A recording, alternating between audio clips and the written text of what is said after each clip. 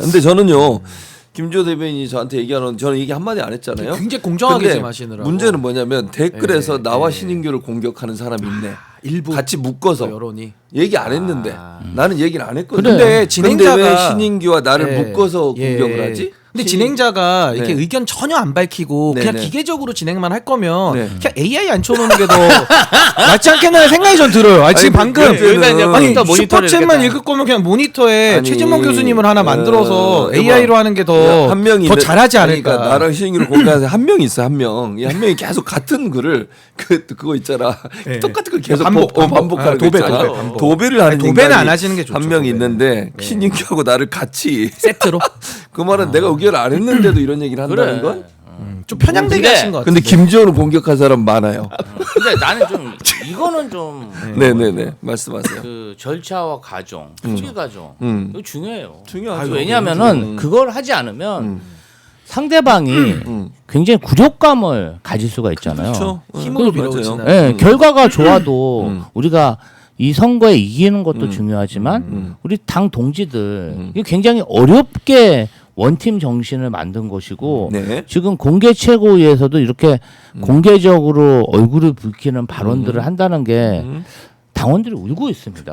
과거에 그랬던 적이 있어요. 2015년도에 문재인 당대표 시절에 주승용 의원 뭐 이런 분들하고 유승희 의원은 그때 노래도 부르고 그때 정말 많은 당원들이 우리 민주당의 공개 최고위에서는 이렇게 싸우는 모습, 분열하는 모습은 제발 좀 보여주지 말자. 이게 컨센서스가 돼서 지금 민주당이 여기까지 성장한 건데 지금 공개 최고위 등에서 나오는 그 모습들은 사실은 많은 당원들이 걱정하고 있습니다. 그래서 이 논의가 조금 지난하게 오래 갈 건 아니라고 봐요. 그리고 이제 점점 서로 오가는 말들이 점점 거칠어지잖아요. 매우 좀 걱정됩니다. 아니, 그러니까 저는 이제 뭐 제가 한마디 그냥 얹자면 네.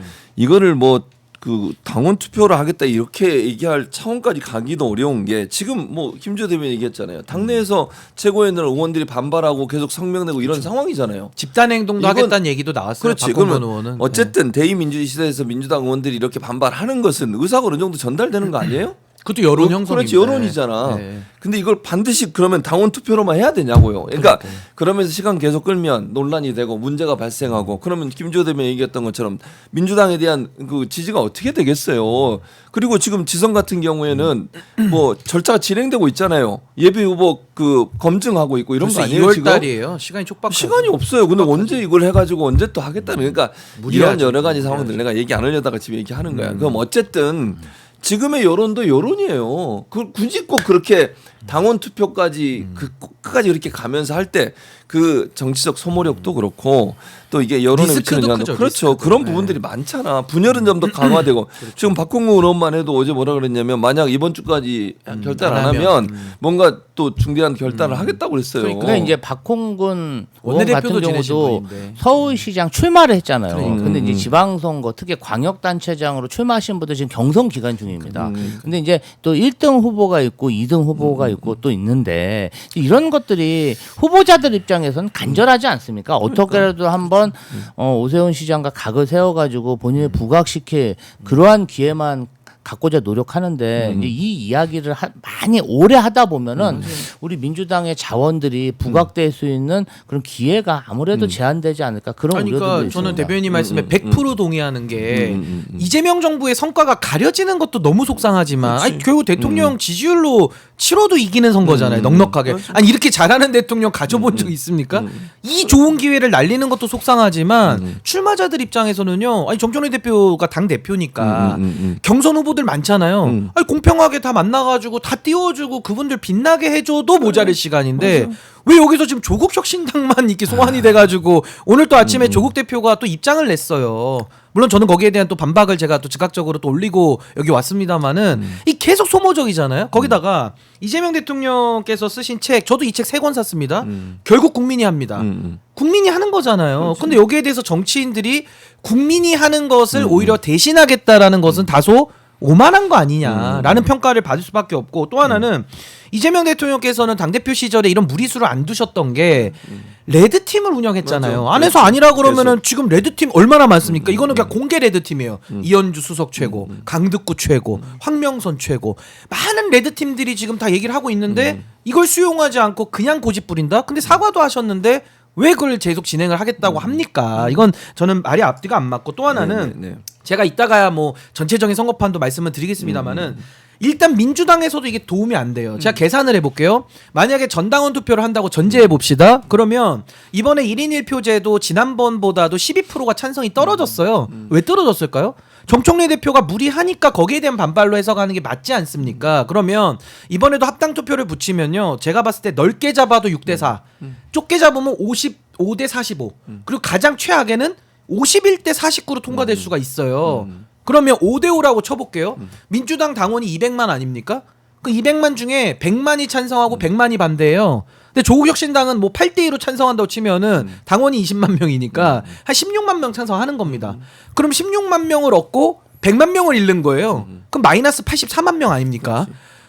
와, 이걸 왜 하는 거예요? 마이너스 84만에다가 민심에서는 이게 또 얼마나 악영향을 줄까요? 중도나 중도 보수. 이재명 대통령께서 중도 보수 확장해가지고 지금은 부산도 장악하고 서울도 장악해야 5국 3특 체제 할 거 아닙니까? 결국에는 대통령 혼자 얘기하면 뭐예요? 지방정부에서 반대하는데. 지금 오세훈 시장하고 이거 보고 있지 않습니까? 그렇다면 강원도, 충청도, 서울, 부산, 심지어 대구도 지금 뭐 이진숙 추경호 나와서 떠들고 자기들끼리 분열되잖아요. 그러면 그 안에서도 무소속 출마가 나옵니다. 그러면 대구에 있는 기초자치단체장 맥석 이거라도 더 갖고 와야 될 거 아니에요. 그런 차원에서는 저는 왜 이 중도보수 확장과 대통령님의 이 5극 3특 체제를 적극 지원하는 이 좋은 기회를 왜 지금 놓쳐야 되느냐? 왜 호남에 갇혀가지고 이권 싸움 하듯이. 그리고 오히려 호남 국민들도 이게 더 좋습니다.